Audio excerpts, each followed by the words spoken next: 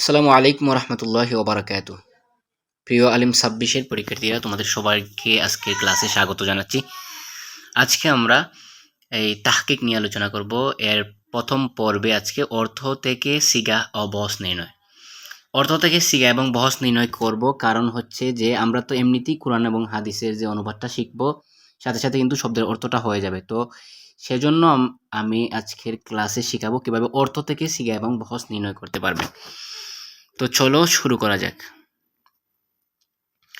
প্রথমেই আমরা দেখব যে আসলে সিগাহ নির্ণয় করতে হলে কয়টা আসলে অংশ থাকে। সিগাহের যে নামটা আমরা লিখি সেটার মধ্যে কয়টা অংশ থাকে এবং কি কি লিখতে হয়। তো প্রথমেই আমরা দেখি যে 3টা অংশ রয়েছে। হ্যাঁ, বচন, জেন্ডার এবং পার্সন, 3টা অংশ রয়েছে। শুরুতেই হচ্ছে বচন, 2 নম্বর হচ্ছে জেন্ডার, এরপরে হচ্ছে পার্সন। ঠিক আছে, তো আমরা প্রথমেই দেখব বচন আসলে কতটা কি কি বচন। প্রথমে হচ্ছে এক বচন, দ্বিবচন এবং বহুবচন। আরবিতে 3টা বচন রয়েছে। তো এক বচন মানে কি? এক বচন মানে হচ্ছে কয়জন, একজন কাজটা করেছে। কাজটা কয়জন করেছে? ধরো আমি বললাম যে সে সে করেছে, তো সে করেছে, এখানে সে কিন্তু একজন। ঠিক আছে, তো আমি আবার বললাম যে তারা করেছে, তো তারা করেছে বললে কি বহু বচন বোঝাবে। তারা করেছে বললে বহু বচন বোঝাবে। আবার যদি বলি তারা 2জন করেছে, তখন কি হবে? দ্বিবচন। তারা 2জন করেছে বললে দ্বিবচন। তো এই এক বচনের আরবি হচ্ছে ওয়াহিদুন, দ্বিবচনের আরবি হচ্ছে তাসনিয়া এবং বহু বচনের আরবি হচ্ছে জমা। শেষ, আমরা প্রথম অংশটা শিখে ফেলেছি। যখন দেখব যে একজন কাজটা করেছে তখন আমরা এক বচন বলবো, 2জন কাজটা করলে দ্বিবচন, এবং এই অনেকে যদি কাজটা করে থাকে তাহলে কি হবে? জমা হবে। তাহলে দেখি এর পরের অংশটাকে হচ্ছে জেন্ডার।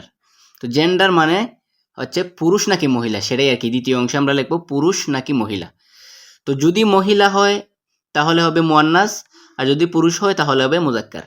পুরুষ হলে মুজাক্কার, মহিলা হলে মুয়ান্নাস। তাহলে দ্বিতীয় অংশ আমরা পেয়ে গেলাম। তৃতীয় অংশে আমরা কি লিখবো? পার্সন। তৃতীয় অংশ হচ্ছে পার্সনের জন্য। তাহলে পার্সন মানে কি? যে কার সাথে কথা বলতেছি আমরা, বা কে কে কথা বলতেছে। ধরো আমি বললাম যে ফেইলের মধ্যে বললাম যে আমি করেছি। তো আমি করেছি, আমি কাজটা করেছি। আমি যদি নিজে কাজটা করি তখন এটা হচ্ছে ফার্স্ট পারসন। তাহলে এটা কি হচ্ছে? মুতাকাল্লিম। ফার্স্ট পারসন মানে আরবিতে বলা হয় মুতাকাল্লিম। এবং যদি তুমি বলি, তুমি বা তোমরা, সেটা হচ্ছে হাদির। মানে হচ্ছে যাকে সম্বোধন করে আমরা বলছি। আমি বললাম যে তুমি খেয়েছো, তাহলে তুমি, তোমরা, এই দুইটা হচ্ছে হাদির। আর গায়েব হচ্ছে সে, তারা, কারণ তারা কথার মধ্যে উপস্থিত না। ঠিক আছে, তাইলে তারা হচ্ছে থার্ড পারসন। তাহলে আমরা সিগাহের 3টা অংশ পেয়ে গেলাম। 1 নাম্বার হচ্ছে বচন, 2 নাম্বার হচ্ছে জেন্ডার, 3 নাম্বার হচ্ছে পারসন। তোমরা চাইলে সেটা স্ক্রিনশট নিয়ে ভালোভাবে আবার পড়তে পারো। ঠিক আছে, তো এখন আমরা একটা উদাহরণ দেখি সিগা নির্ণয়। এই যে একটা শব্দ আমরা আনছি ইউকসিতু, সেটা হচ্ছে সে ইনসাফ করে। তো আমরা 3টা অংশ দেখেছিলাম। 1 নাম্বার দেখেছিলাম যে এই 1 নম্বরে দেখেছি বচন, 2 নম্বরে জেন্ডার, 3 নম্বর হচ্ছে পারসন। তো আমরা এখানে দেখি যে বচন কয়টা, যে লেখছে যে সে ইনসাফ করে। সে ইনসাফ করে, তাহলে এখানে বচন কয়টা হইলো? সে মানে তো একজন, তাহলে বচন হচ্ছে ওয়াহিদ। বচন কি? ওয়াহিদুন। ওয়াহিদুন। আচ্ছা, বচন পাইলাম আমরা। এরপরে দেখো ইনসাফ করে, সে ইনসাফ করে। এখন পুরুষ নাকি মহিলা? এটা এটা হচ্ছে পুরুষের জন্য।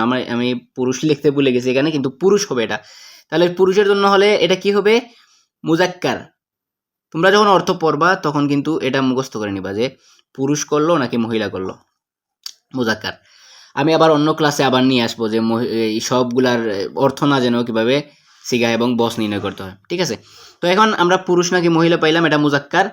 এখন দেখো করে এই 3 নম্বরটা হচ্ছে এই আমরা লিখবো যে পার্সন, কোন পার্সন।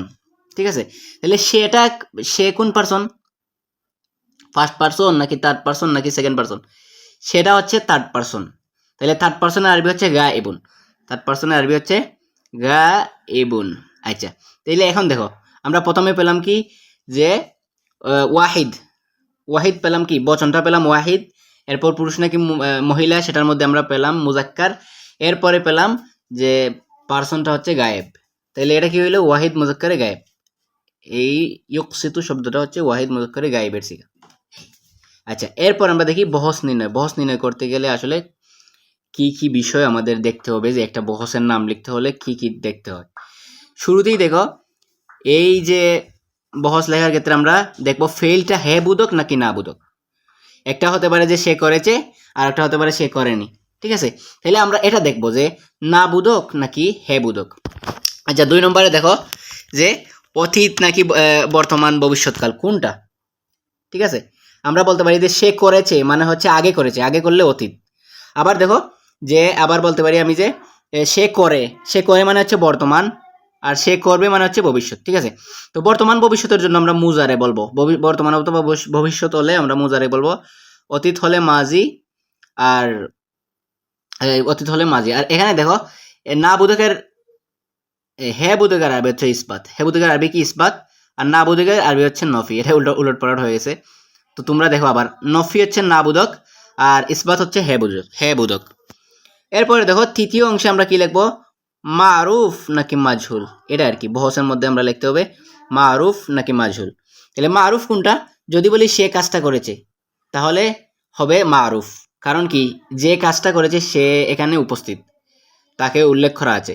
আবার যদি বলি কাজটি করা হয়েছে বললে কিন্তু এখানে কে করেছে সেটা কিন্তু উপস্থিত উল্লেখ করা নাই, তাহলে উল্লেখ করা নাই হলে এটা কি হবে, মাজহুল হবে। তাইলে সে করেছে বললে এটা কি মারুফ, আর যদি বলে করা হয়েছে তখন হবে মাজহুল। তাইলে আমরা কি পেলাম, প্রথমে হাবুদক বা নাবুদক, তারপর হচ্ছে অতীত বর্তমান নাকি ভবিষ্যৎ এটা, তারপর হচ্ছে কর্তা জানা আছে কিনা, কর্তা যদি জানা থাকে তাহলে মারুফ, আর যদি জানা না থাকে তাহলে হচ্ছে মাজহুল।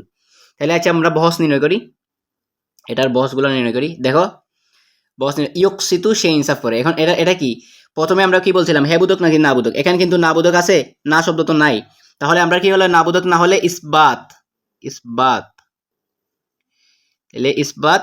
এখন দেখো করে, শব্দটা কি বর্তমান ভবিষ্যৎ নাকি অতীত, করে শব্দটা কিন্তু বর্তমান, সে ইনসাফ করে। তাহলে বর্তমান যদি হয় তাহলে আমরা কি বলেছিলাম মাজি হবে, বর্তমান বা ভবিষ্যৎ হলে এই মুদারে হবে, বর্তমান বা ভবিষ্যৎ হলে মুদারে। তাহলে এটা কি হলো এই ফেলে মুজারে, তাহলে লিখবা ইসবাত ফেলে মুজারে, আমরা 2 অংশ পেয়ে গেছি।